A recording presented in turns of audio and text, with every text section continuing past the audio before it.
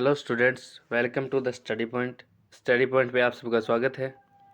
Molecular biology की series में आज का जो हमारा टॉपिक रहेगा वो है nucleic acid. My self Harshvardhan Joshi. चलिए तो फ्रेंड्स टॉपिक स्टार्ट करते हैं।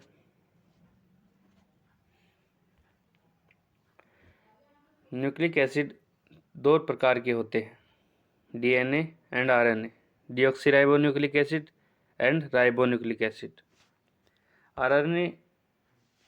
आरएनए फिर दो प्रकार के होते हैं, जेनेटिक आरएनए और non genetic RNA. Non genetic RNA को हम तीन पार्ट्स में डिवाइड कर सकते हैं या तीन टाइप्स कह सकते हैं हम नॉन जेनेटिक आरएनए के। First is rRNA, ribosomal RNA, जो राइबोसोम में प्रेजेंट होता है और ट्रांसलेशन करता है। दूसरा टीआरएनए या ट्रांसफर आरएनए, जो ट्रांसलेशन या प्रोटीन सिंथेसिस के समय साइटोप्लाज्म से अमीनो एसिड का ट्रांसपोर्टेशन करता है। तीसरा एमआरएनए, जो न्यूक्लियस में उपस्थित डीएनए टेम्पलेट से सिंथेसिस होता है ट्रांसक्रिप्शन के द्वारा, और उसके बाद साइटोप्लाज्म में राइबोसोम पर जाकर आरआरएनए और टीआरएनए के साथ मिलकर प्रोटीन सिंथेसिस का काम करता है। ये तो हो गए नॉन जेनेटिक आरएनए। और जेनेटिक आरएनए वो होते हैं जो किसी भी एनिमल या लिविंग ऑर्गेनिज्म कह सकते हैं हम, उसके अंदर जेनेटिक मटेरियल का काम करते हैं। हमारे अंदर जो जेनेटिक मटेरियल होता है वो डीएनए होता है, डीऑक्सीराइबोन्यूक्लिक एसिड। पर कुछ वायरस बैक्टीरियोफेज ऐसे होते हैं जिनमें RNA as a genetic material काम करता है। हाल ही में जो कोरोना वायरस चल रहा है उसमें भी जो जेनेटिक मटेरियल है वो आरएनए है, और उसके अंदर म्यूटेशन की स्पीड बहुत तेज है। तो आरएनए जब किसी ऑर्गेनिज्म में जेनेटिक मटेरियल के रूप में काम करता है तो उसे हम जेनेटिक आरएनए कहते हैं। इसके बाद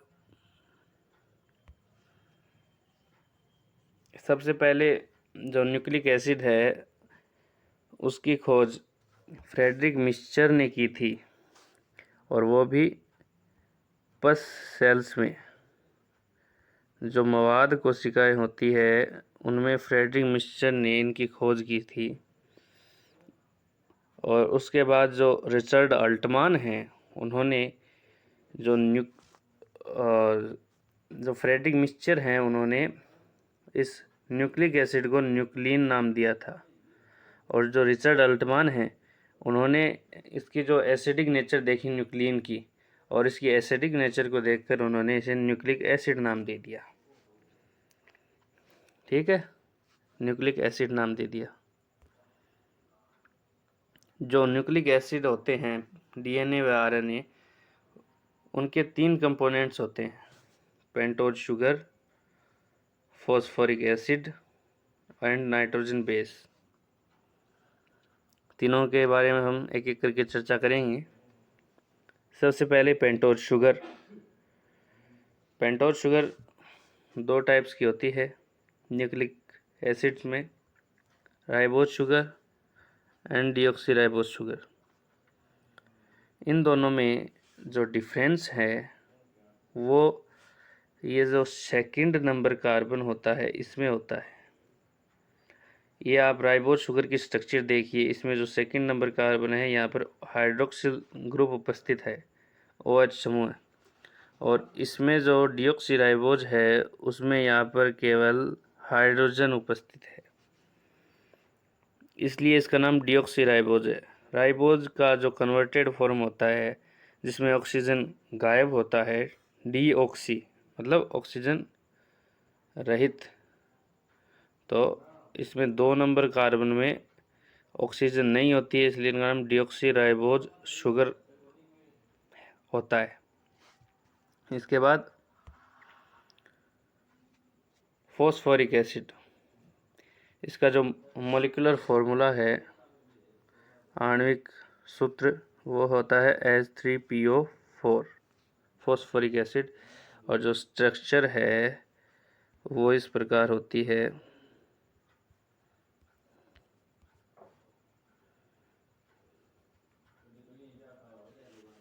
स्ट्रक्चर इसमें 3 तो होते हैं हाइड्रोक्सिल ग्रुप OH के मॉलिक्यूल, और एक होता है ऑक्सीजन।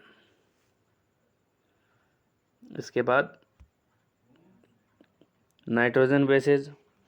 नाइट्रोजन बेसेज जो नाइट्रोजन क्षार है वो 2 प्रकार के होते हैं, प्यूरिन्स एंड पायरिमिडीन्स।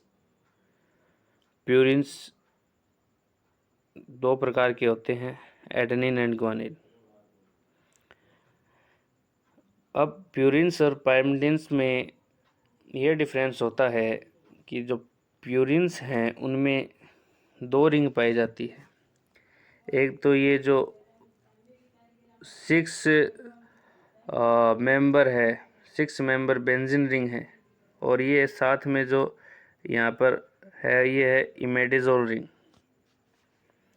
तो जो 6 मेंबर बेंजीन रिंग और ये इमेडिजोल रिंग है, 2 वलय युक्त जो संरचना है वो प्यूरिन्स की होती है, और जो एक वलय युक्त संरचना है वो पायरिमिडीन्स की होती है। अब प्यूरिन्स में एडेनिन की संरचना ये है और ग्वानिन की संरचना ये होती है। इनके जो IUPAC नेम है वो है 6, एडेनिन का तो है 6 एमिनो प्यूरिन, और ग्वानिन का है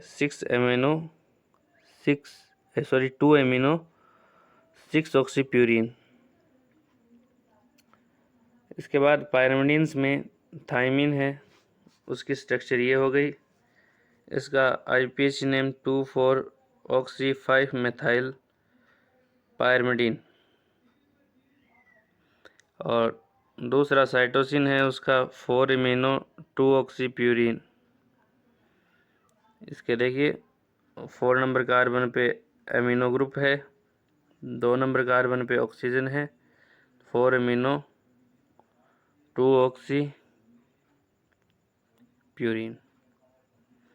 इसके बाद DNA में तो ये 2 प्रकार के प्यूरिन्स और पायरिमिडीन्स पाए जाते हैं, पर जो RNA होता है, RNA न्यूक्लिक एसिड, उसमें जो ये थाइमिन है उसकी जगह यूरेसिल पाया जाता है।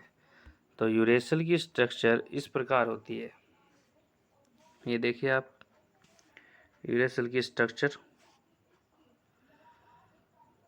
इसके बाद अच्छा, थाइमिन और यूरेसिल में इतना ही अंतर होता है। थाइमिन में जो ये 5 नंबर कार्बन होता है, यहाँ पर 5 नंबर स्थिति पे कार्बन होता है, 5 नंबर पोजीशन पे। ये देखिए इसकी जो 5 नंबर पोजीशन पे ये कार्बन है, इसके साथ मेथिल ग्रुप जुड़ा होता है, और इसकी जो 5 नंबर स्थिति पे कार्बन है, 5 नंबर पोजीशन में रिंग पे 1, ये तो 1 नंबर पोजीशन, ये 2 नंबर पोजीशन, ये 3 नंबर, ये 4 नंबर, और ये 5 नंबर पोजीशन। तो ये 5 नंबर पोजीशन पे जो कार्बन है उसके साथ मिथाइल ग्रुप न जुड़ करके हाइड्रोजन होता है। तो जो मेथाइलेटेड यूरेसिल होता है वो होता है थाइमिन। ये देखिए आप, अगर हम यहाँ CH3 जोड़ दें तो ये थाइमिन हो जाएगा। सेम स्ट्रक्चर है बिल्कुल इसकी।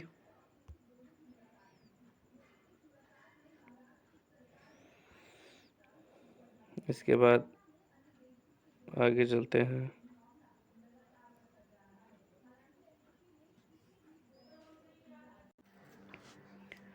अच्छा, आप इसमें देखिए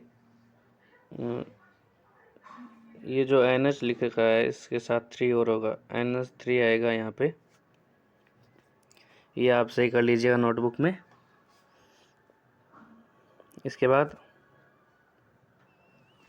न्यूक्लियोसाइड,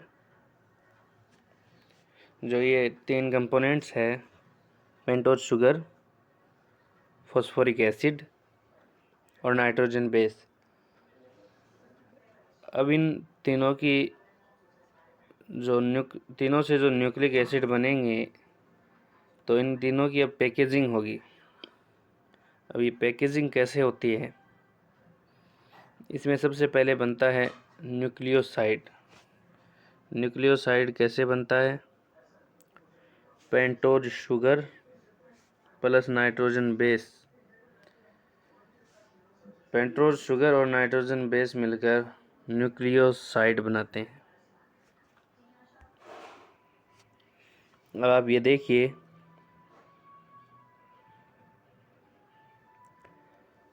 ये है एडेनिन की स्ट्रक्चर और ये है डीऑक्सीराइबोस शुगर। तो जो प्यूरिन्स हैं, ये एडेनिन है और ये ग्वानिन है। इनमें 2 रिंग्स होती है। तो जब ये न्यूक्लियोसाइड बनाएंगे, जो शुगर के साथ बॉन्ड बनाएंगे, तब इनका जो ये 9 नंबर नाइट्रोजन होता है, 9 नंबर पोजीशन पे 9 नंबर पोजीशन पे जो नाइट्रोजन होता है, वो शुगर के पहले कार्बन के साथ, इस पहले कार्बन के साथ बॉन्ड बनाएगा। अब ये जब यहाँ पर बॉन्ड बनता है,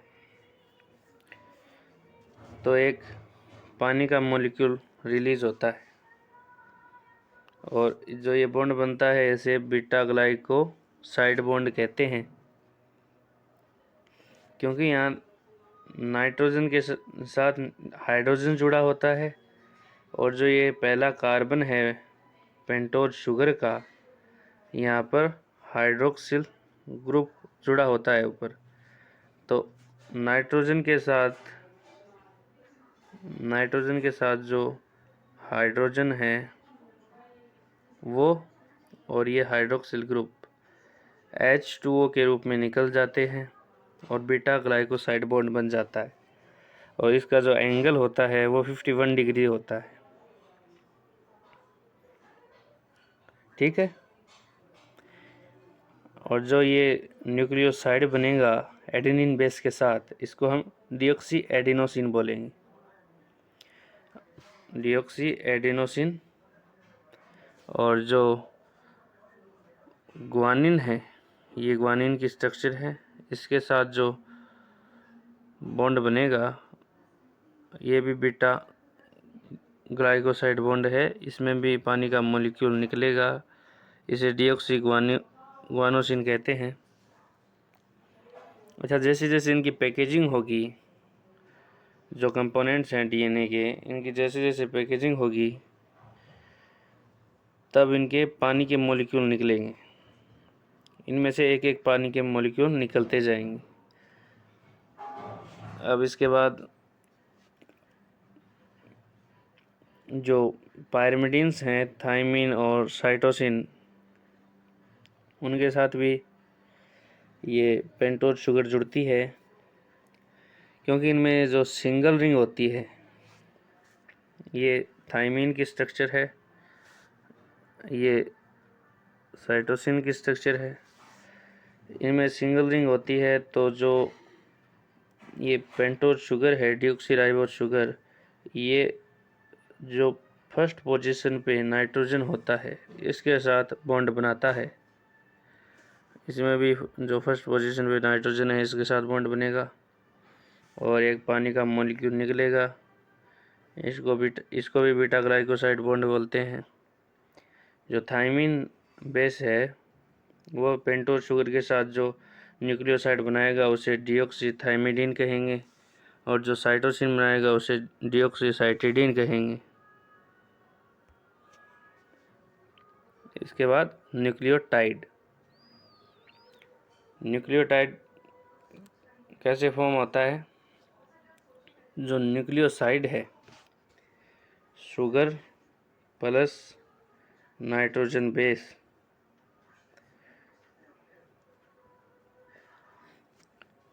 तो जो न्यूक्लियोसाइड है शुगर प्लस नाइट्रोजन बेस, इसके साथ फॉस्फोरिक एसिड जुड़कर न्यूक्लियोटाइड बनाता है। ये देखिए स्ट्रक्चर। ये एडेनिन की स्ट्रक्चर नाइट्रोजन बेस है। ये पेंटोज शुगर हो गई, डीऑक्सीराइबोज शुगर। ये बीटा ग्लाइकोसाइड बॉन्ड हो गया। अब ये जो पेंटोज शुगर का 5 नंबर कार्बन है, ये इसके साथ फॉस्फोरिक एसिड बॉन्ड बनाता है। और फॉस्फोरिक एसिड में मैंने पीछे बताया है कि 3 हाइड्रोक्सिल ग्रुप होते हैं और एक ऑक्सीजन डबल बॉन्ड से जुड़ा होता है। तो इसका जो एक हाइड्रोक्सिल ग्रुप है वो, और जो CH2 पेंटोज शुगर, इसके साथ भी एक हाइड्रोक्सिल ग्रुप जुड़ा होता है। तो ये 2 हाइड्रोक्सिल ग्रुप हो गए, 2 OH के मॉलिक्यूल हो गए। तो इनमें से एक तो पूरा OH का मॉलिक्यूल और एक जो कंपाउंड है उसका हाइड्रोजन, ये मिलके इसमें से भी एक जो वाटर का मॉलिक्यूल है वो रिलीज करते हैं, पानी का मॉलिक्यूल निकल जाता है। और फिर ये जो स्ट्रक्चर बनती है CH2 का C, ऑक्सीजन और फिर P, जो POC की स्ट्रक्चर बनती है इसको हम फॉस्फो मोनोएस्टर बॉन्ड कहेंगे।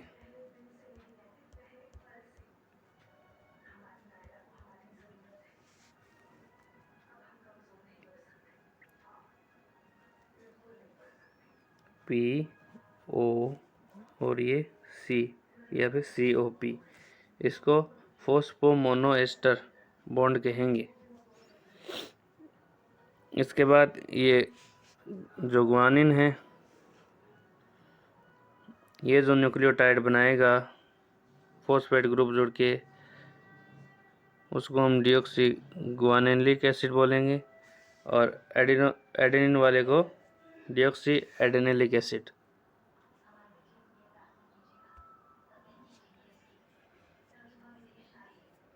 इसके बाद जो थाइमिन है वो डीऑक्सी थाइमिडिलिक एसिड बनाता है। ये देखिए इसमें भी फॉस्फेट ग्रुप जुड़ गया है यहाँ पर, ये फॉस्फो मोनोएस्टर बॉन्ड। जो साइटोसिन जो स्ट्रक्चर बनाएगा न्यूक्लियोटाइड की, उसे डीऑक्सी साइटिडिलिक एसिड बोलेंगे। अब इसके बाद जो ये न्यूक्लियोटाइड हैं ये मिलकर पॉलीन्यूक्लियोटाइड बनाएंगे। न्यूक्लियोटाइड न्यूक्लिक एसिड की सबसे छोटी फंक्शनल और स्ट्रक्चरल यूनिट होती है, संरचनात्मक और कार्यात्मक इकाई।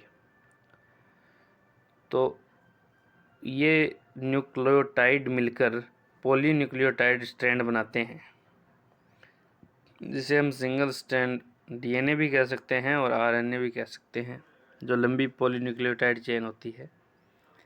तो ये पॉलीन्यूक्लियोटाइड कैसे बनते हैं? ये नाइट्रोजन बेस हो गया, ये पेंटोज शुगर हो गई, ये फॉस्फोरिक एसिड हो गया।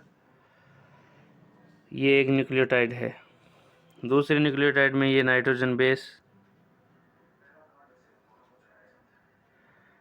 पेंटोज शुगर और फॉस्फोरिक एसिड, ये दूसरा न्यूक्लियोटाइड हो गया। तो इनमें जो शुगर है और शुगर के साथ जो फॉस्फेट जुड़ा है, दोनों न्यूक्लियोटाइड में ये आपस में बॉन्ड बनाते हैं। जो पहला न्यूक्लियोटाइड है उसके जो 3 नंबर, जो ये पेंटोज शुगर है उसके जो 3 नंबर कार्बन है उसके ऊपर यहाँ पर OH हाइड्रोक्सिल ग्रुप प्रेजेंट होता है। पीछे स्ट्रक्चर में आप देखिएगा।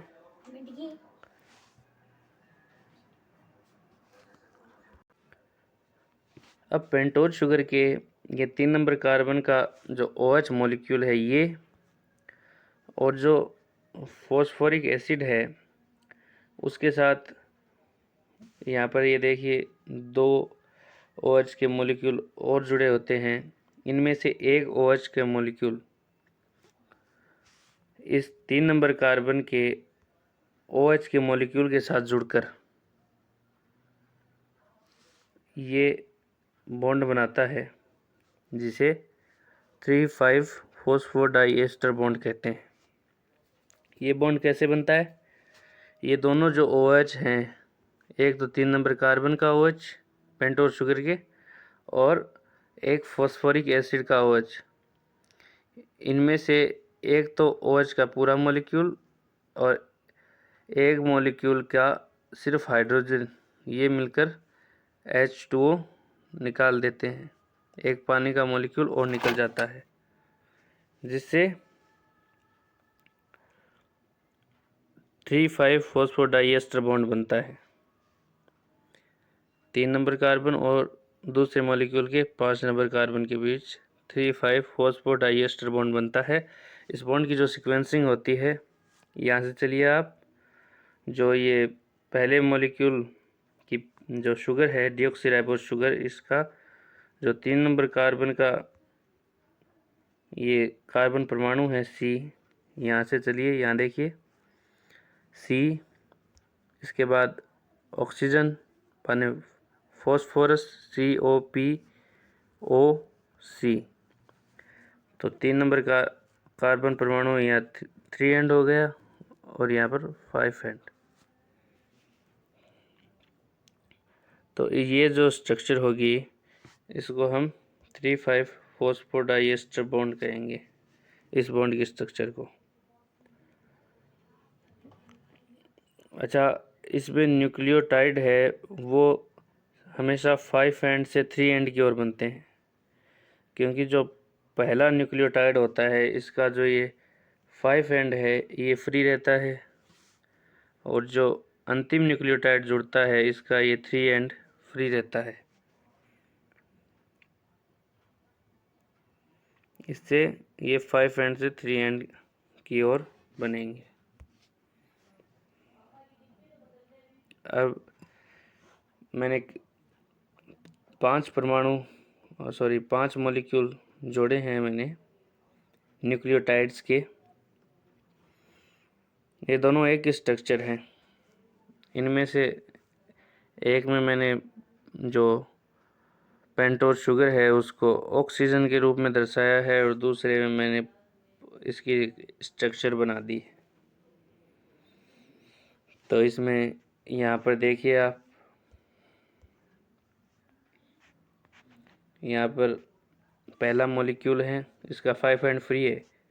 इसका जो 3 एंड है वो दूसरे मॉलिक्यूल के 5 एंड के जो फॉस्फोरिक एसिड जुड़ा है उसके साथ ये यहाँ पर 3,5 फॉस्फोडाइएस्टर बॉन्ड बनाता है।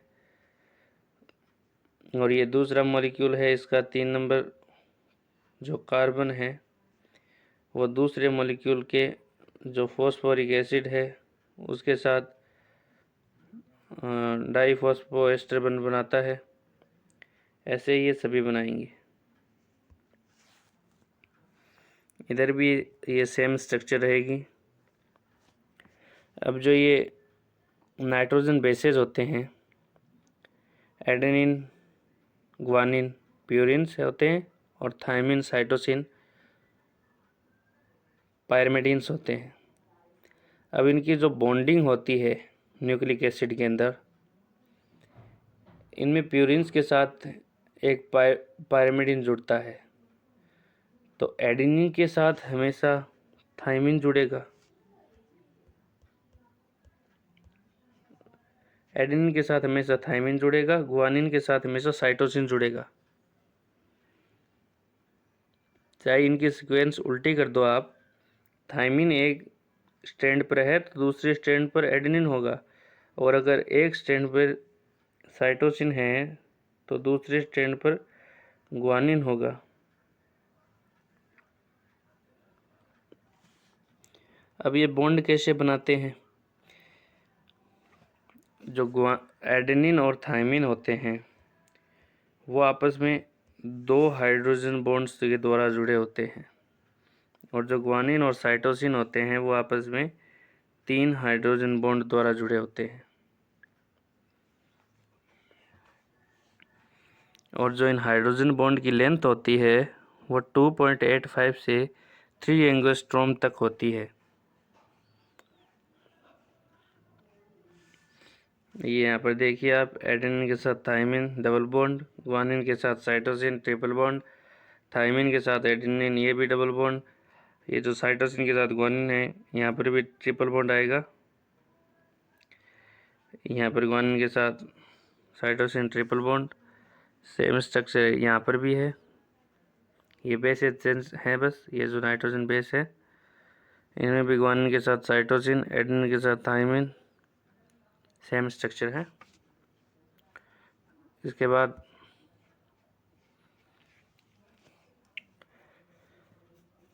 चारगाफ साइंटिस्ट थे।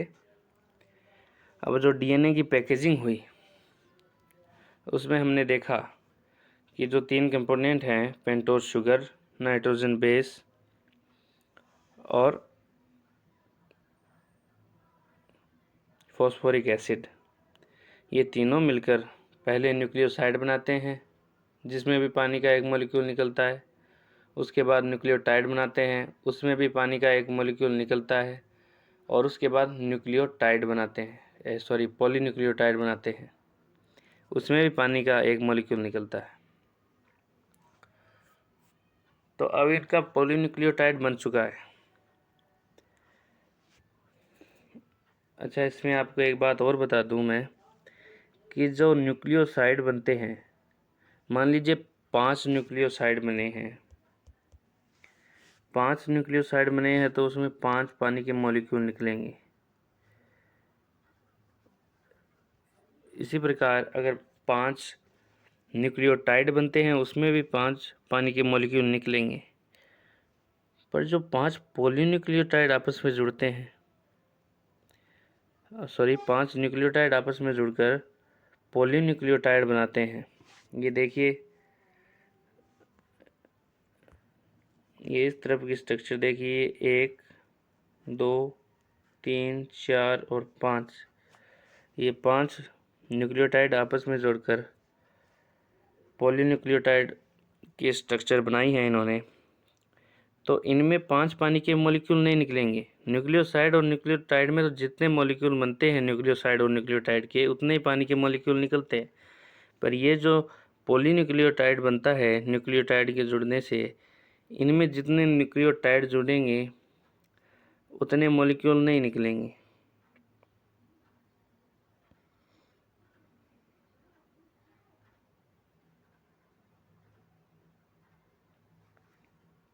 अब यहाँ पर देखिए आप, ये 2 जुड़े हैं तो यहाँ पर एक मॉलिक्यूल निकला है, बाद में यहाँ पर दूसरा, यहाँ पर तीसरा और यहाँ पर चौथा मॉलिक्यूल। 4 मॉलिक्यूल निकले हैं पानी के और जुड़े हैं कितने, 5 न्यूक्लियोटाइड। क्योंकि इसमें जो पहला न्यूक्लियोटाइड होता है उसका फॉस्फोरिक एसिड फ्री होता है, इसलिए इसमें जो पानी के मॉलिक्यूल निकलेंगे वो इन न्यूक्लियोटाइड की संख्या से एक कम निकलेगा। आप यूँ समझ सकते हैं जैसे आपकी ये एक अंगुली है, दूसरी, तीसरी और चौथी। अब इनके बीच में कितनी खांचे हैं, पहली, दूसरी और तीसरी, ये 3 खांच बनेंगी। तो इनमें जो 3,5 फॉस्फोडाइएस्टर बॉन्ड होते हैं वो इनमें होते हैं। तो जितने बॉन्ड बनेंगे उतने ही पानी के मॉलिक्यूल बाहर निकलेंगे। यहाँ पर ये फ्री होता है, यहाँ पर कोई बॉन्ड नहीं बनते। इधर फॉस्फेट होता है 5 एंड की तरफ और इधर OH ग्रुप होता है। ये एक बेसिक कंसेप्ट था। अब आते हैं चारगाफ रूल की तरफ। जो साइंटिस्ट थे चारगाफ, उन्होंने ये बताया कि जो नाइट्रोजन बेस होते हैं डीएनए के अंदर, उसमें प्यूरिन्स और पायरिमिडिन्स का जो अनुपात होता है वो हर एक स्पीशीज़ होता है में कांस्टेंट होता है, यानी स्पीशीज स्पेसिफिक होता है। हमारी स्पीशीज़ होमो सेपियंस है, तो हमें जो एडेनिन थायमिन है और जो ग्वानिन साइटोसिन है उसका जो रेशियो होगा वो कांस्टेंट होगा। ये हर एक स्पीशीज़ में कांस्टेंट होता है। अगर बाय द वे किसी एक्सेप्शन के तहत किसी में ये रेशियो अलग आता है तो इसका मतलब है उसके डीएनए में म्यूटेशंस हुए हैं, चाहे वो रिसेसिव हो या डोमिनेंट हो, या फिर और कोई केमिकल रिएक्शन हुई है। इसके बाद जो डीएनए की फॉर्मेशन अभी तक हमने की है उसमें पॉलीन्यूक्लियोटाइड स्ट्रैंड्स बन चुके हैं और उनके बीच में आपस में हाइड्रोजन की जो बॉन्डिंग है ये बॉन्डिंग भी हो चुकी है। अब ये जो डीएनए है ये अब हेलिकल फॉर्म में आएगा। हेलिकल माने कुंडलित होगा।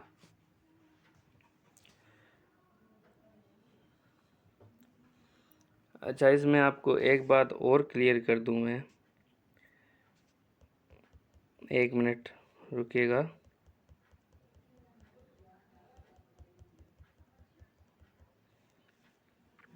अब ये जो स्ट्रक्चर है ये आपको सीढ़ी नुमा दिखाई दे रही होगी। ये एक सीढ़ी होती है, इसमें यूं स्टेयर्स होते हैं, सेम स्ट्रक्चर ये है। तो इसमें जो सीढ़ी के बैकबोन हैं या हम साइड के दोनों डंडे के हैं, ये किससे बने होते हैं? ये जो पूरा डंडा है ये किससे बना है? एक तो पेंटोस शुगर और दूसरा फॉस्फेट। इधर भी पेंटोस शुगर और फॉस्फेट। तो इन दोनों को तो हम कहेंगे शुगर फॉस्फेट बैकबोन, और जो बीच में है हाइड्रोजन बॉन्ड ये इसकी स्टेयर्स बनाते हैं। नाइट्रोजन बेसेस के बीच में जो हाइड्रोजन बॉन्ड्स होते हैं ये बाद में स्टेयर्स बनाते हैं। इस प्रकार ये लेडर शेप या सीढ़ी नुमा संरचना बन जाती है। यह भी इसका कंसेप्ट बहुत पॉपुलर है, तो मैंने आपको बता दिया। शुगर फॉस्फेट बैकबोन और बीच में जो नाइट्रोजन बेस है उनके बीच में जो हाइड्रोजन बॉन्ड बनते हैं वो इसकी स्टेयर्स बनाते हैं, सीढ़ी की पगडंडी।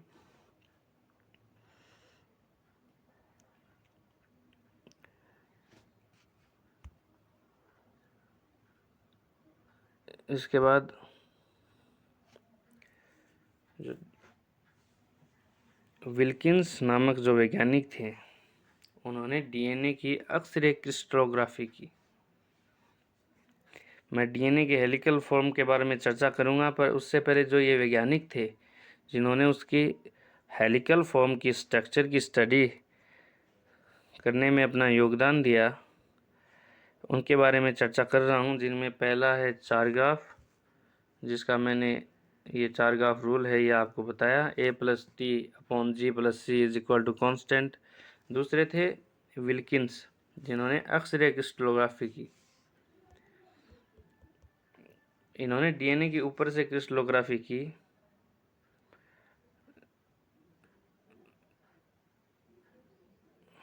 अब कोई भी ऐसी स्प्रिंग है मान लीजिए, तो आप जब इसको ऊपर से देखेंगे ये तो गलत बन रहा है। कोई भी कोल्ड स्प्रिंग होती है तो जब आपको उसको ऊपर से देखते हो तब आपको वो ऐसी दिखाई देती है, मतलब गोल गोल घूमती हुई नीचे तक। तो इन्होंने भी ऐसा ही डीएनए को देखा और इन्होंने बताया कि जो डीएनए होता है वो कुंडलित होता है, कॉइल्ड होता है।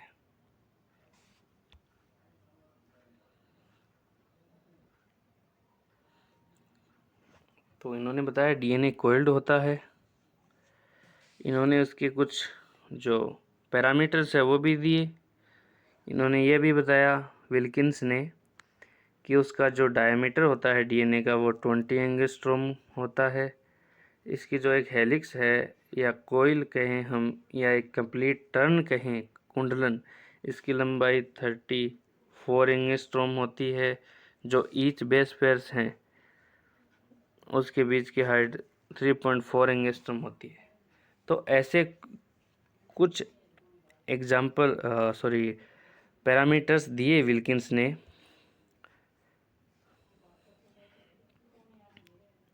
पर वो इसकी पूरी स्ट्रक्चर की स्टडी नहीं कर पाए। उन्हें ये पता था कि इसके बीच में ये जो स्ट्रक्चर होती है ये कोइल्ड होती है, इसका डायमीटर 20 एंगस्ट्रॉम होता है, इसका जो हेलिक्स की लेंथ है वो 34 एंगस्ट्रॉम होती है। ये कुछ रिजल्ट्स निकाले और इन रिजल्ट्स के बेस पे जो हमारा फेमस मॉडल है वाटसन एंड क्रिक मॉडल, ये दो साइंटिस्ट थे, British scientist, Watson and Crick, एपसी क्रिक, इन्होंने ये मॉडल दिया। विल्किंस के जो एक्स-रे क्रिस्टलोग्राफी थी उसके रिजल्ट पे वाटसन और क्रिक ने अपना डीएनए मॉडल प्रस्तुत किया, जिसे डबल हेलिक्स मॉडल के नाम से भी जाना जाता है। और इनका ये जो मॉडल है वो बी डीएनए का मॉडल है। डीएनए मोस्टली 5 प्रकार के हम देख सकते हैं, यूँ कहें तो 6 प्रकार के, A B C D E और जेड डीएनए। जो ये बी डीएनए है ये नेचुरल फॉर्म में पाया जाता है हमारी एनवायरमेंटल कंडीशन में। हम में भी बी डीएनए ही होता है, जो ह्यूमन्स हैं उनमें बी डीएनए होता है और मोस्टली ऑर्गेनिज्म है उनमें भी बी डीएनए होता है। और जो जेड डीएनए है वो केवल इन विट्रो में ही बनाया जा सकता है।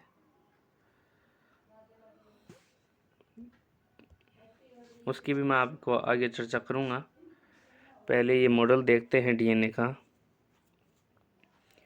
तो इनके डीएनए मॉडल के अनुसार जो डीएनए है वो डबल हेलिकल होता है, इसमें 2 स्ट्रैंड्स होती हैं और ये दोनों स्ट्रैंड्स एक दूसरे के एंटी पैरेलल होती है। यदि एक स्ट्रैंड का 5 एंड ऊपर की तरफ है तो उसके सामने दूसरे स्ट्रैंड का 3 एंड होगा, और नीचे की तरफ यदि एक स्ट्रैंड का 3 एंड है तो दूसरे स्ट्रैंड का 5 एंड होगा। तो इसे कहते हैं एंटी पैरेलल प्रति समानांतर। और इसमें जो नाइट्रोजन बेसेज हैं उसमें एडेनिन और थाइमिन आमने सामने होते हैं दोनों स्ट्रैंड्स पर। यदि एक स्ट्रैंड में एडेनिन है तो उसके जस्ट सामने दूसरे स्ट्रैंड पर थाइमिन होगा, और यदि एक स्ट्रैंड में थाइमिन है तो उसके सामने जस्ट दूसरे स्ट्रैंड पर एडेनिन होगा, और यदि एक स्ट्रैंड पर ग्वानिन है तो उसके जस्ट सामने दूसरे स्ट्रैंड पर साइटोसिन होगा, और यदि साइटोसिन है तो ग्वानिन होगा। ये आपस में बॉन्डिंग करते हैं हाइड्रोजन बॉन्ड के द्वारा। जो एडेनिन है वो थाइमिन के साथ डबल बॉन्ड बनाता है, और जो ग्वानिन है वो साइटोसिन के साथ ट्रिपल बॉन्ड बनाता है। इनका जो इस डीएनए का जो डायमीटर होता है वो 20 एंगस्ट्रॉम होता है। हेलिक्स की लेंथ है कंप्लीट टर्न की वो 34 एंगस्ट्रॉम होती है। जो ईच बेस पेयर्स है, डीएनए के अंदर बेस पेयर्स हैं, उनके बीच का इंटरवल कहें या डिस्टेंस कहें या इनकी जो एक्सियल हाइट कहें हम, वो 3.4 एंगस्ट्रॉम होती है।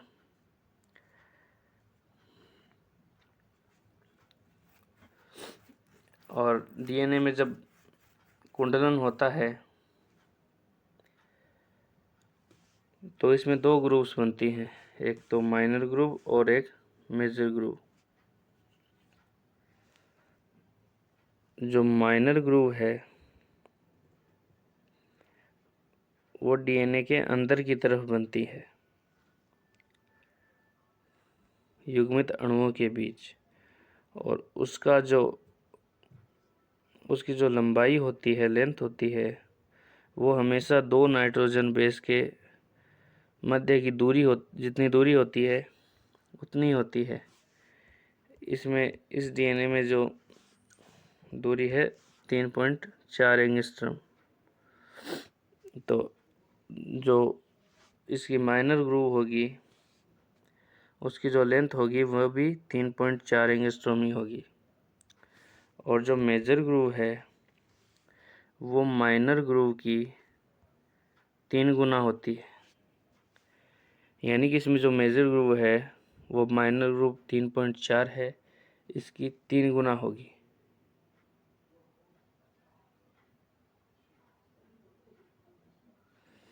ठीक है, एक बार फिर से दोहराता हूँ। इसमें एंटी पैरेलल स्ट्रैंड्स होते हैं, प्रति समानांतर सूत्र पाए जाते हैं, डबल हेलिकल होता है, इसका जो डायमीटर होता है वो 20 एंगस्ट्रॉम होता है। इसमें नाइट्रोजन बेस आपस में पेयरिंग करते हैं प्यूरिन्स और पायरिमिडिन्स के रूप में। एडेनिन के सामने थायमिन होता है, ग्वानिन के सामने साइटोसिन होता है। एडेनिन थायमिन से डबल बॉन्ड के द्वारा जुड़ा होता है, ग्वानिन साइटोसिन से ट्रिपल बॉन्ड के द्वारा जुड़ा होता है। इसकी जो हेलिक्स लेंथ है वो 34 एंगस्ट्रॉम होती है, और जो दो नाइट्रोजन बेस पेयर्स हैं, दो नाइट्रोजन बेस पेयर्स यहाँ पर, इनके बीच की जो डिस्टेंस है या इंटरवल है वो 3.4 एंगस्ट्रॉम होता है। और जो ये एक हेलिक्स होती है या एक टर्न होता है, डीएनए का एक कुंडलन होता है, इसके अंदर 10 क्षार युग्म पाए जाते हैं, 10 बेस पेयर्स। यहाँ से काउंट कीजिए आप, 1 2 3 4 5 6 7 8 9 और यहाँ पर 10। आई होप आपको समझ में आ गया होगा। इसके बाद आगे चलते हैं, प्रॉपर्टीज़ ऑफ डीएनए के अंदर। इसमें सबसे पहले है हाइपरक्रोमिक इफेक्ट। जब प्यूरिन्स और पायरिमिडिन्स को अल्ट्रावायलेट रीजन की 2600 एंगस्ट्रॉम जब 2600 एंगस्ट्रॉम की अल्ट्रावायलेट रेज इनमें डीएनए पर डाली जाती है, तब प्यूरिन्स और पायरिमिडिन्स का जो अब्जॉर्प्शन की कैपेसिटी होती है वो बढ़ जाती है, उनका अब्जॉर्प्शन इंक्रीज हो जाता है अल्ट्रावायलेट रेज के प्रति। और ये अब्जॉर्प्शन इंक्रीज कैसे होता है? जब डीएनए पे हम ये अल्ट्रावायलेट रेज डालते हैं तब डीएनए डिफॉर्म होता है, और उसके जो हाइड्रोजन बॉन्ड है वो टूट जाते हैं, डिक्रीज हो जाते हैं, जिससे प्यूरिन्स और पायरिमिडिन्स की अब्जॉर्प्शन की जो कैपेसिटी है वो बढ़ जाती है। इस प्रॉपर्टी को हम हाइपरक्रोमिक इफेक्ट बोलते हैं। और ये प्रॉपर्टी है वो डीएनए का अमाउंट होता है जो किसी स्पीसीज या सेल में, वो डिटरमाइन करने के लिए काम आता है। इसके बाद आयनिक इंटरेक्शन, आयनिक अंतःक्रिया। डीएनए है वो एक पॉली इलेक्ट्रोलाइट की तरह कार्य करता है, क्योंकि इस पे जो फॉस्फेट ग्रुप होता है वो एनायन के रूप में पाया जाता है। फॉस्फेट ग्रुप में जो ऊपर ऑक्सीजन होता है वो एनायन बना सकता है। तो जो फॉस्फेट ग्रुप है वो एनायंस के रूप में फाउंड होता है, तो ये एक ऋणायन के रूप में कार्य करता है, जिससे ये आयनाइज्ड होता है। और आयनाइज्ड ये हमारी फिजियोलॉजिकल जो पीएच है उस पर ये आयनाइज्ड हो जाता है। डीएनए का फॉस्फेट ग्रुप है वो फिजियोलॉजिकल कंडीशन पर आयनाइज्ड होकर एक कैटायन के रूप में कार्य करता है, और क्योंकि ये कैटायन के रूप में कार्य करता है तो सॉरी एनाइंस के रूप में। एनाइंस मतलब हिंदी में इसे रेनाइन कहेंगे। तो जो डीएनए का फॉस्फोरिक एसिड है वो रेनाइन के रूप में, एनाइन के रूप में कार्य करता है, और यह कैटाइंस के साथ इंटरेक्शन, जो डीएनए रेनाइन बनाता है वो धनायन के साथ अंतःक्रिया करता है, एनाइन कैटायन के साथ अंतःक्रिया करता है। और जो यूकेरियोट्स होते हैं उनमें DNA always bound with stone protein that are positively charged. जो हमारी यूकेरियोट सेल्स होती हैं उसमें जो डीएनए है वो गोलाकार स्टोन प्रोटीन होता है जो पॉजिटिवली चार्ज्ड होता है, उसके चारों ओर लिपटा हुआ होता है डीएनए। तो ये जो डीएनए नेगेटिव चार्ज लिए होता है ये पॉजिटिव चार्ज वाले जो मॉलिक्यूल है उनके साथ इंटरेक्शन करता है, इसे कहते हैं आयनिक इंटरेक्शन।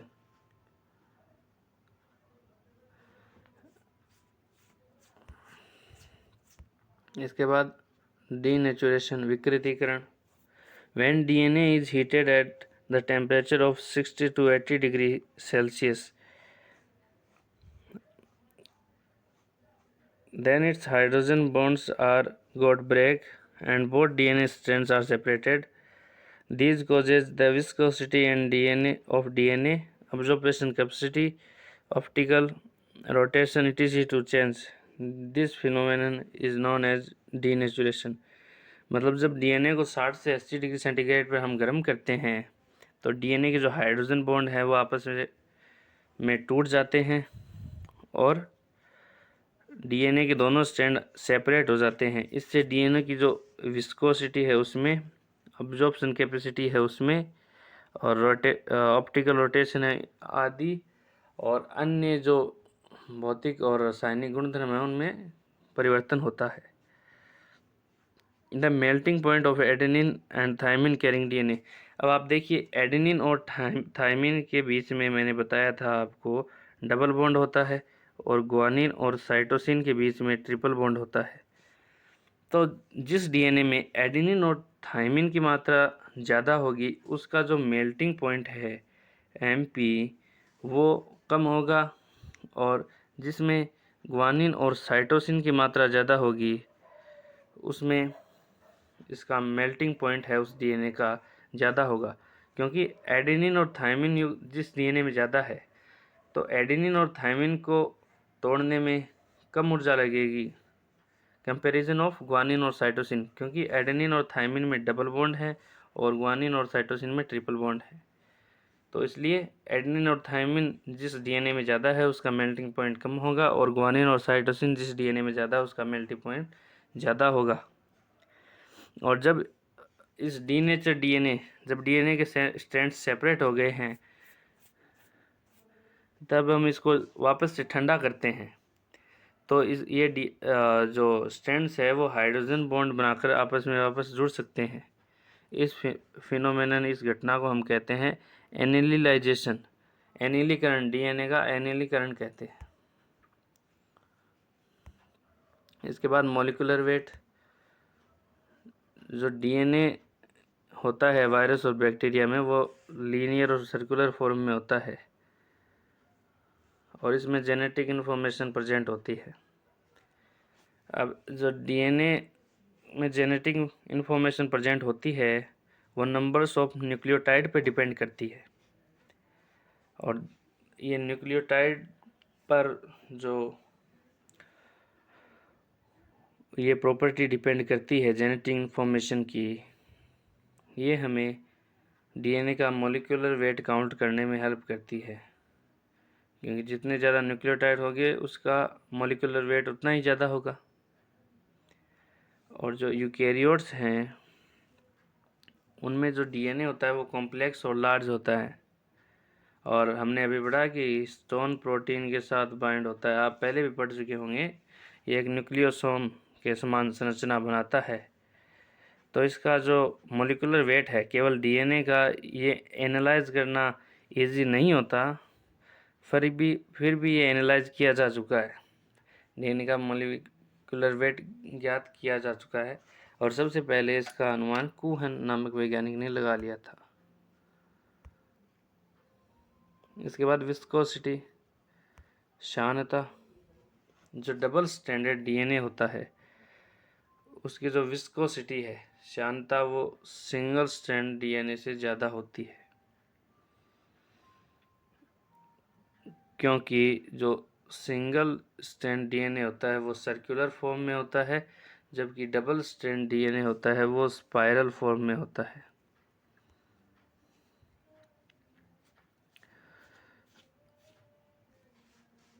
डीएनए के मॉलिक्यूल को जब हम सेंट्रीफ्यूज करते हैं और उसमें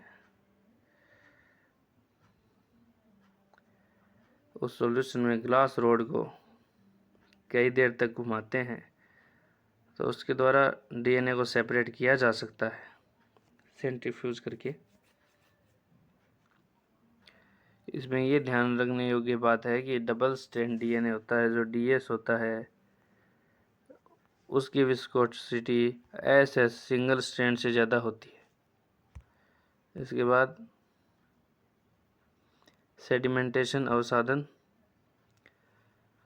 जो घनत्व प्रवणता अपकेंद्रीकरण टेक्निक है, density prone centrifugation technique is use in the analysis of DNA. जो डीएनए है उसका एनालिसिस करने के लिए इस तकनीक का इस्तेमाल किया जाता है। When a DNA sample is centrifuge in caesium chloride solution, जब एक डीएनए सैंपल को सीजियम क्लोराइड के अंदर अपकेंद्रित किया जाता है तब band patterns are produced wherever the DNA concentration is similar to the cesium chloride technique. Cesium chloride, this technique is used is the separation of DNA types. के बाद types of DNA।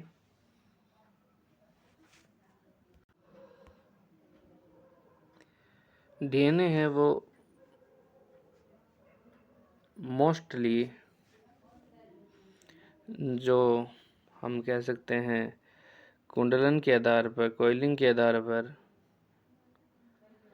Right handed है या left handed है, दक्षिणावर्त है या वामावर्त है, इसके आधार पर और कुछ और पैरामीटर्स हैं उनके आधार पर 6 प्रकार का हो सकता है, A B C D E और जेड। इसमें देखते हैं हम सबसे पहले A DNA. This DNA is right handed coil and it's a dehydrate model of DNA. ये निर्जलीकृत मॉडल है डीएनए का और दक्षिणावर्त मॉडल है। इसका निर्माण पानी की कमी और सोडियम की अधिकता के कारण होता है। जब वातावरण के अंदर या कोई ऑर्गेनिज्म है उसके अंदर ऐसा एनवायरनमेंट है जिसके अंदर सोडियम की अधिकता है और पानी की कमी है तो वहाँ पर डीएनए होगा। इसमें बेस पेयर्स है वो 11 होते हैं। इसका डायमीटर 22 एंगस्ट्रॉम होता है। इसकी जो वन कोयल है, हेलिक्स है, उसकी लेंथ होती है वो 28.10 एंगस्ट्रॉम होती है। जो डीएनए की अक्ष होती है उससे नाइट्रोजन बेस का झुकाव होता है वो 20.2 डिग्री होता है और जो नाइट्रोजन बेस है उनके बीच का इंटरवल या उनकी एक्सियल हाइट 2.56 एंगस्ट्रॉम होती है। इसके बाद B DNA. This form of DNA generally present in all live organism. ये जो डीएनए है वो सभी जीवित प्राणियों में पाया जाता है, मोस्टली पाया जाता है। जो ये बाकी डीएनए हैं वो मोस्टली नहीं पाए जाते, पर बी डीएनए है वो लगभग सभी प्रजातियों में पाया जाता है। It is form due to lack of sodium and excess of water. Sodium की कमी और पानी की अधिकता के कारण इसका निर्माण होता है। It has anti parallel double helix. जो हमने मॉडल पढ़ा था उसकी तरह ये वही है। ये इसमें एंटी पैरेलल स्ट्रैंड होती है, क्लॉकवाइज रोटेशन होता है, शुगर फॉस्फेट बैकबोन होती है और purines and pyrimidines base pairs पाए जाते हैं। The base pairs of tilt to helix, इसमें जो डीएनए की एक्सिस है उससे नाइट्रोजन बेस का झुकाव होता है वो 6.3 डिग्री होता है। The B form of DNA is metabolic stable, ये अपचय तौर पर स्थायी होता है। The length of complete turn is 34 angstrom, एक कुंडलन की लंबाई 34 एंगस्ट्रॉम होती है और इसमें जो बेस पेयर्स उपस्थित होते हैं वो 10 होते हैं। The diameter of helix is 20 angstrom and the each base pairs, जो प्रत्येक शार्युग्म होता है उसके बीच की जो डिस्टेंस है या इंटरवल है वो 3.4 एंगस्ट्रॉम होता है।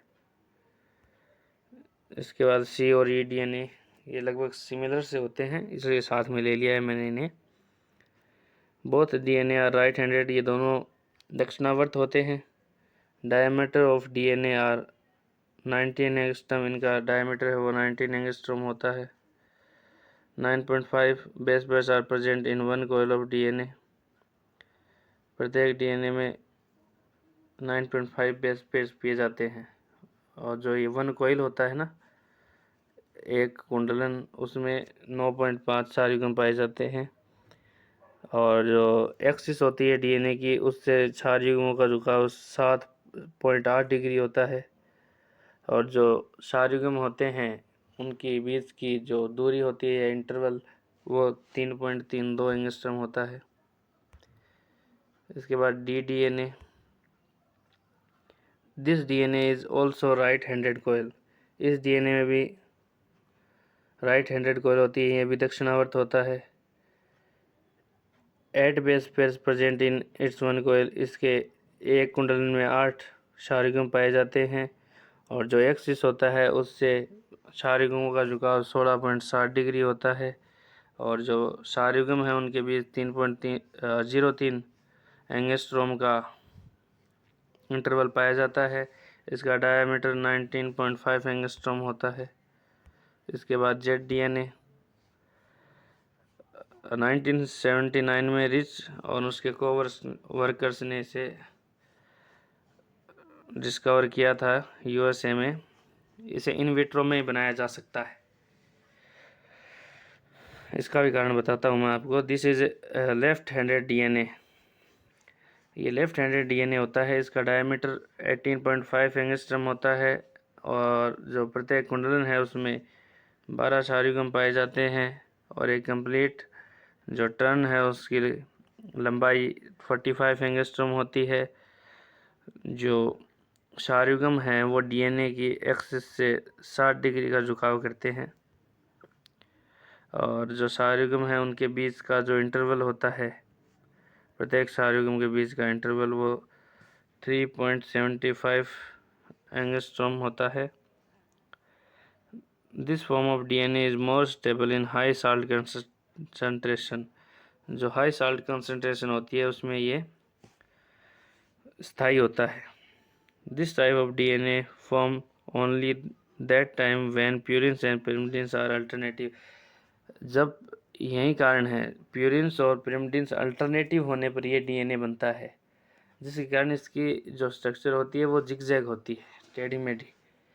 और नॉर्मली जो प्यूरिन्स और पिरिमिडिन्स है वो अल्टरनेटिव पाए नहीं जाते, इस कारण ये नेचुरल रूप से ये नहीं पाया जाता है, इसे केवल इन विट्रो ही बनाया जा सकता है। ये नॉर्मल स्ट्रक्चर है, A DNA, B DNA, Z DNA, C DNA और डी डीएनए। इसके बाद ये एक सारणी के रूप में, टेबल के रूप में जो मैंने बताया है वो है। ए डीएनए होता है वो सबसे छोटा डीएनए होता है। इसकी आप हेलिक्स लेंथ भी देख लीजिए, 28.10 एंगस्ट्रॉम।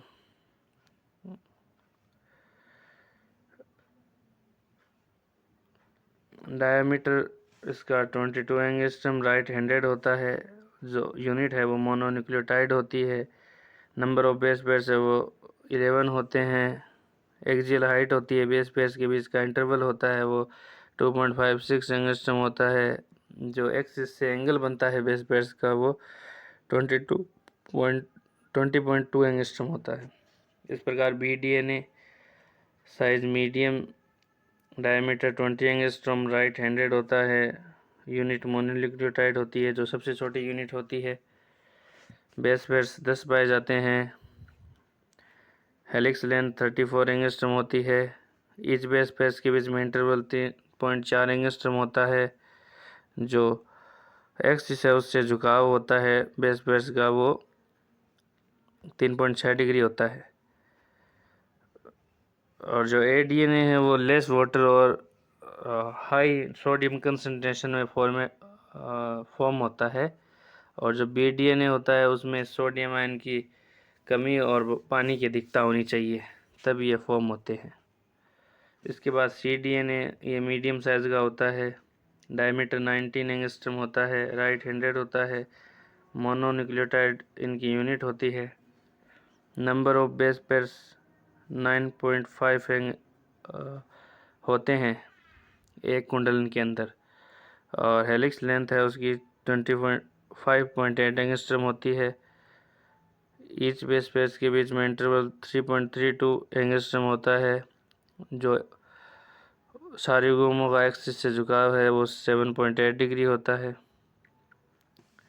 DDNA भी मीडियम साइज का होता है। डायमीटर 19.5 एंगस्ट्रम होता है। ये भी राइट हैंडेड होता है। इसकी यूनिट भी मोनोन्यूक्लियोटाइड होती है। जो एक कुंडलन है उसमें 8 सार्वभौम पाए जाते हैं।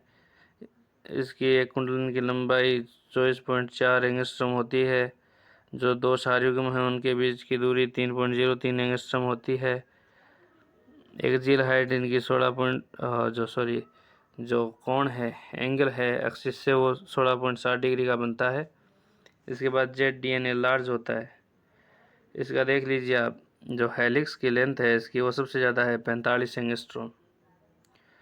इसके जो डायमीटर होता है वो 18.5 एंगस्ट्रॉम होता है। लेफ्ट हैंडेड होता है।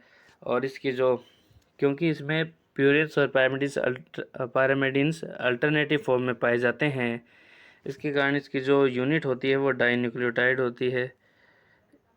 Number of base pairs in each turn होता है 12। और जो दो बेस पेयर्स है उनके बीच की दूरी 3.75 एंगस्ट्रॉम और एक्सिस से कोण बनाता है 60 डिग्री का, और इन विट्रो में बनता है। और जो C और D DNA है वो स्पेशल कंडीशन के अंदर बनते हैं। इसके बाद आगे चलते हैं।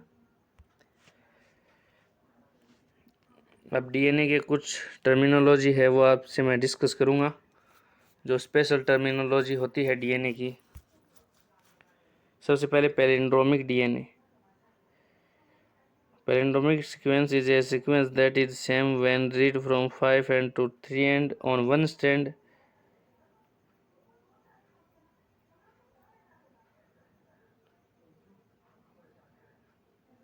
and 5 end to 3 end। मतलब जो दोनों कॉम्प्लीमेंट्री स्ट्रैंड्स होती है, पूरक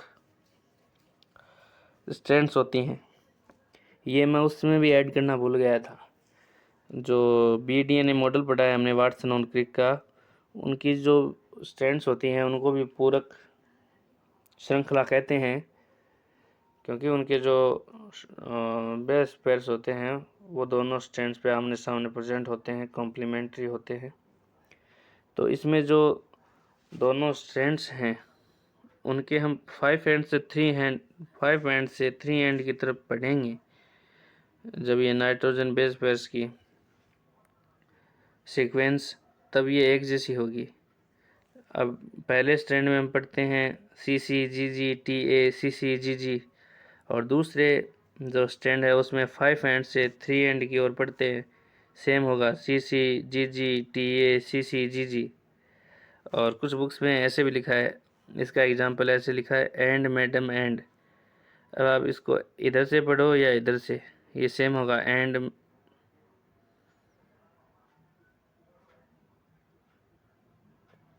एक मिनट, सॉरी, यहाँ पे ये एंड नहीं होगा, यहाँ पर होगा DNA, एंड मैडम DNA। अब आप इसको दोनों तरफ से पढ़िए, एंड मैडम DNA, इस सीक्वेंस में पढ़ेंगे तब भी एंड मैडम DNA, और अगर इस सीक्वेंस में पढ़ते हैं तब भी एंड मैडम DNA, यहीं पढ़ा जाएगा। तो इस प्रकार की जो सीक्वेंसिंग होती है उसे पैलिंड्रोमिक DNA कहते हैं। और इस प्रकार की सीक्वेंसिंग जब ट्रांसक्रिप्शन होता है तब उसमें इसके अलग अलग सिग्नल्स के रूप में इसको यूज किया जाता है। यहाँ ट्रांसक्रिप्शन में जब एक सिग्नल तो इसका टर्मिनेशन होता है जब ट्रांसक्रिप्शन का, तब टर्मिनेशन के रूप में इसको यूज़ किया जाता है। जो रो इंडिपेंडेंट टर्मिनेशन होता है ट्रांसक्रिप्शन का, वो हम दूसरी वीडियो में पढ़ेंगे।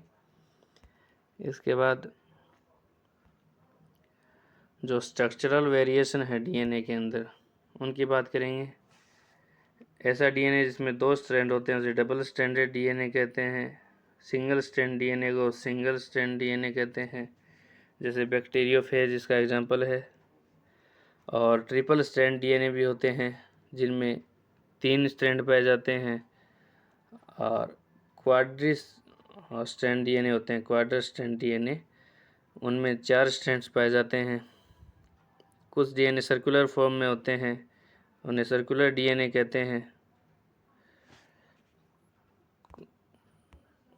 इसके बाद एक्स्ट्रा क्रोमोसोमल DNA जो क्रोमोसोम से अलग पाए जाते हैं, जो न्यूक्लियस में पाए जाते हैं उन्हें न्यूक्लियर DNA कहेंगे। जो न्यूक्लियोलस में पाए जाते हैं उन्हें हम न्यूक्लियोलर DNA कहेंगे। और जो सेंट्रियोल में पाए जाते हैं उन्हें हम सेंट्रियोलर DNA कहेंगे। और जो सेंट्रोमियर में पाए जाते हैं हम उन्हें सेंट्रोमियरिक DNA कहेंगे। जो माइटोकॉन्ड्रिया में पाए जाते हैं उन्हें माइटोकॉन्ड्रियल DNA, जो यॉक में पाए जाते हैं उन्हें यॉकी DNA, जो क्लोरोप्लास्ट में पाए जाते हैं उन्हें क्लोरोप्लास्टिक DNA। अब इनकी जो डिस्कवरी है वो इस प्रकार है कि न्यूक्लियोलर DNA की डिस्कवरी की थी एल्फ्रे इजावा और मिस्की ने, और जो सेंट्रियोलर DNA है उनकी डिस्कवरी रैंडॉल्फ और डिसब्रे ने की थी प्रोटोजोन्स में। और जो माइटोकॉन्ड्रियल DNA है उनकी डिस्कवरी स्विफ्ट, नास, पिको और टेलर ने की थी। इसके बाद जो बायोलॉजिकल सिग्निफिकेंस है DNA की, बायोलॉजिकल सिग्निफिकेंस क्या होती है? सबसे पहले transmission of genetic information from one generation to second generation, एक पीढ़ी से दूसरी पीढ़ी में सूचनाओं का आदान प्रदान, ये सबसे इम्पोर्टेंट बायोलॉजिकल सिग्निफिकेंस है DNA की। उसके बाद प्रोटीन सिंथेसिस, ट्रांसलेशन का काम करता है DNA। खुद ट्रांसलेशन नहीं करता पर इसका योगदान सहयोग होता है ट्रांसलेशन में, क्योंकि जो ट्रांसलेशन होता है mRNA के द्वारा, उस mRNA की सिंथेसिस DNA ही करता है ट्रांसक्रिप्शन के द्वारा, formation of RNA by transcription. और ये RNA mRNA ट्रांसलेशन में भाग लेता है। तो एक तरफ से इसका प्रोटीन सिंथेसिस में सहयोग हो गया। Control and regulation of all chemical reaction of cell, जो सेल की रासायनिक अभिक्रियाएं होती है कोशिका की, वो सारी DNA के द्वारा कंट्रोल होती है। और सेल्फ डुप्लीकेशन, ये भी DNA का एक बायोलॉजिकल सिग्निफिकेंस है, एक इम्पोर्टेंट कैरेक्टर है कि ये सेल्फ डुप्लीकेट हो सकता है, जिससे इसका एक पीढ़ी में दूसरी पीढ़ी में से एक पीढ़ी से दूसरी पीढ़ी में स्थानांतरण हो जाता है और इनकी संख्या कम नहीं होती, क्योंकि इनका डुप्लीकेशन होता रहता है।